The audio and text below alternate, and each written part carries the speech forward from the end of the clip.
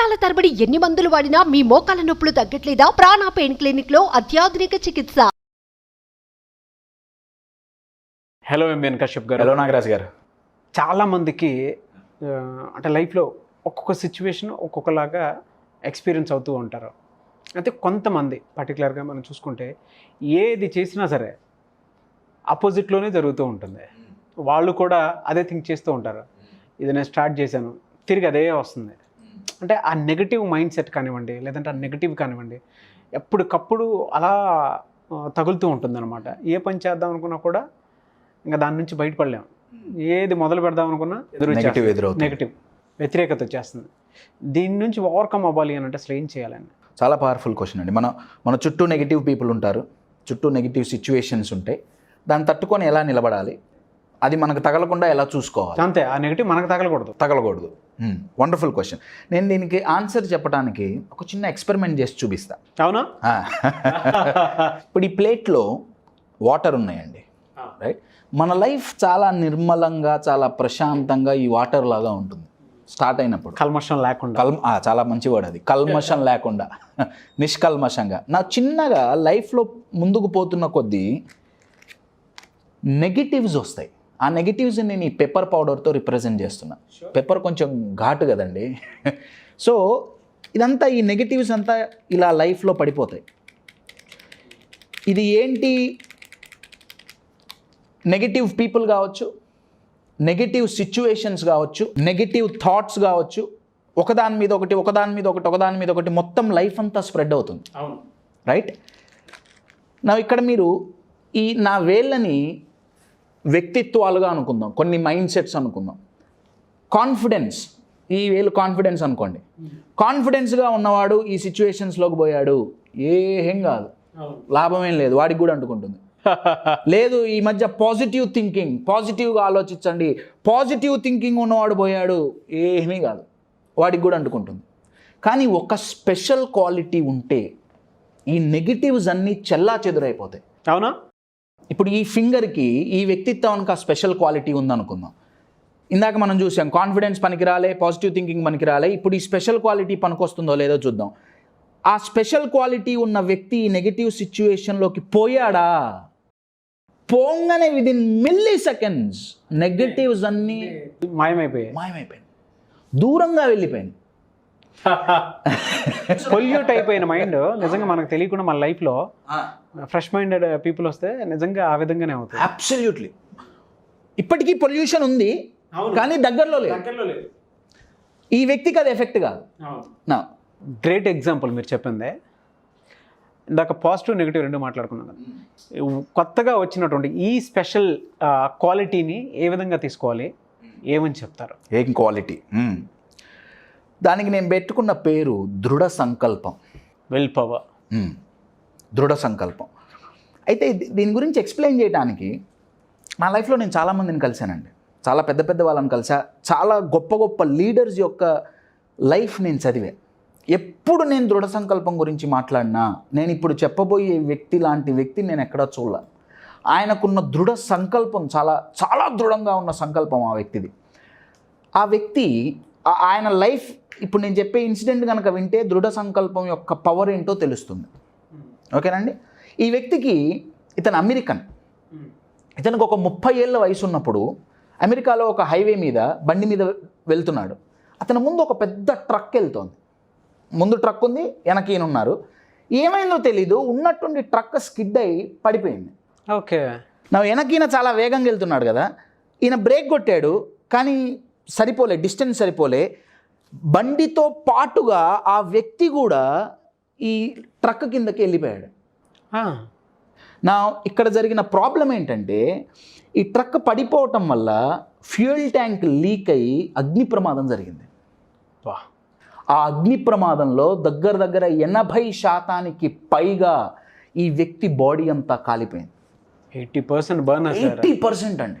అబ్బాయిని హాస్పిటల్లో అడ్మిట్ చేశారు. 4th degree బర్న్ అంటారు దీన్ని. 4th degree బర్న్ అంటే అది అసలు హైలీ ఎక్స్ట్రీమ్. నార్మల్గా సెగదగిలితేనే కష్టం కదండి. 80% బాడీ కాలిపోయింది. కొన్ని నెలలు ఆయన హాస్పిటల్ బెడ్ మీద ఉన్నాడు. ఒళ్ళంతా కాలిపోయింది, మచ్చలు. ఏ రేంజ్లో కాలిందంటే డాక్టర్లు ఆయన ఫింగర్స్ అన్ని కట్ చేశారండి. ఆయనకి 90% ఫింగర్స్ తీసేశారు, ఎందుకంటే మొత్తం కాలిపోయినాయి. కాలిపోయి ఇలా ముద్దలుగా వేలాడుతున్నాయి. వేళ్ళు కట్ చేశారు, మొహం అంతా పాడైంది, చూడటానికి కూడా చాలా అసహ్యంగా తయారైంది మొహం, ఒళ్ళంతా మచ్చలు. కొన్ని నెలలు ఈ వ్యక్తి హాస్పిటల్ బెడ్ మీద అంతే ఉన్నాడు. కొన్ని నెలల ట్రీట్మెంట్ తర్వాత కోలుకున్నాడు. కోలుకొని ఇందాక నేను చెప్పినట్టు దృఢ సంకల్పం, నేను ఇక్కడ ఆగను, నేను సాధించాల్సిందే అని చెప్పి ఒక బిజినెస్ మొదలుపెట్టాడు. స్లోగా బిజినెస్ గ్రో అయింది. గ్రో అవుతుంటే డబ్బులు వచ్చినాయి, వేలు వచ్చినాయి, లక్షలు వచ్చినాయి, కోట్లు అయినాయి, బిజినెస్ బాగా డెవలప్ అయింది. ఒక 6-7 సంవత్సరాలు గడిచింది. అన్నీ మళ్ళీ సెట్ అవుతున్నాయి అనుకుంటుంటేనే ఇందాక మీరు అన్నట్టు మళ్ళీ వ్యతిరేకతలు, మళ్ళీ నెగిటివ్ ఆయన దగ్గరకు వచ్చింది.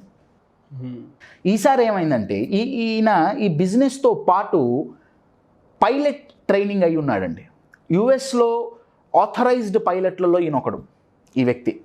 సో బిజినెస్ బాగా క్లిక్ అయింది.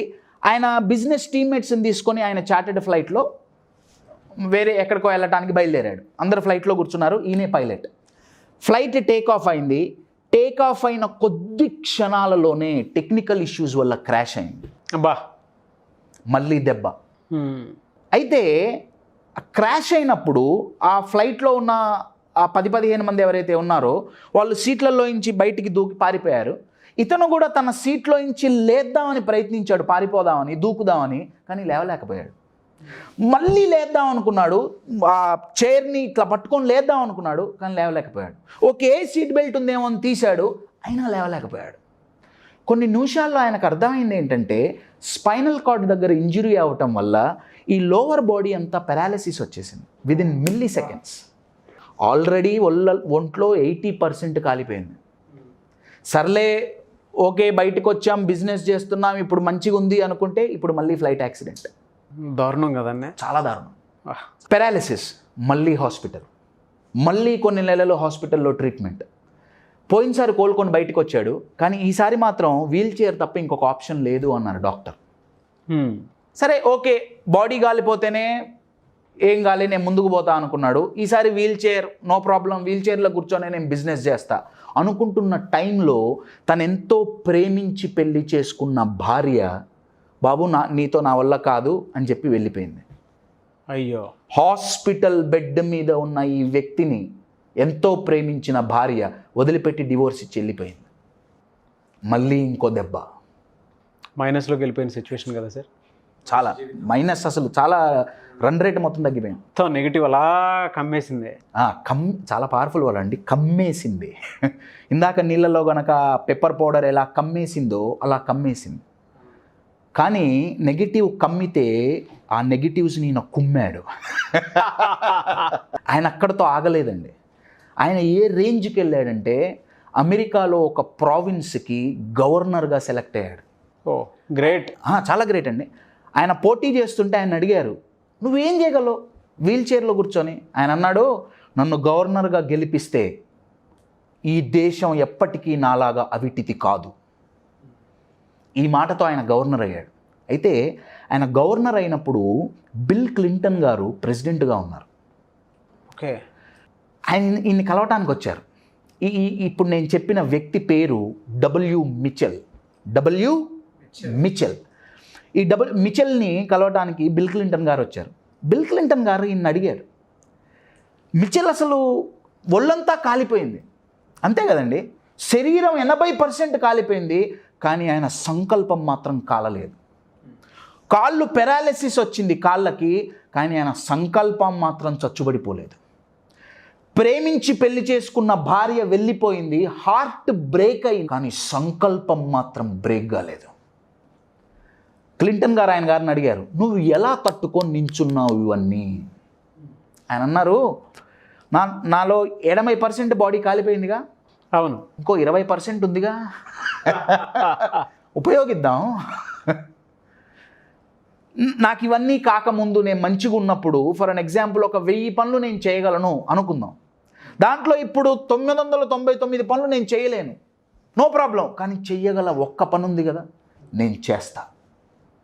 Look at his mind set. సంకల్పం. దృఢమైన సంకల్పం, నార్మల్ సంకల్పం కాదండి. ఎగ్జాంపుల్ చెప్పాలంటే, ఇప్పుడు మీరు ఒక గోడ కడతారు. గోడ కట్టాలంటే ఇటుకలు పెడతారు, ఇసుక కలుపుతారు, సిమెంట్ వేసి ఆ సిమెంట్ అంతా వేస్తారు. ఆ గోడని ఇట్లా ముట్టుకుంటే కింద పడిపోతుందండి కట్టంగానే, అవునా? కానీ దానికి రోజు నీళ్లు కొట్టి కొట్టి కొట్టి కొన్ని రోజులైన తర్వాత చాలా దృఢంగా తయారవుతుంది. దాన్ని చేత్తో గుద్దితే అది విరగదు, చెయ్యి ఇరుగుతుంది. సేమ్ సంకల్పం కూడా, నేను ఇవాళ ఇది నేను సాధిస్తా అంటే సరిపోదండి, సంకల్పమే. కానీ దృఢమైన సంకల్పం అంటే ఆ సంకల్పంలో మునిగిపోవాలి. అవును, you are getting my point.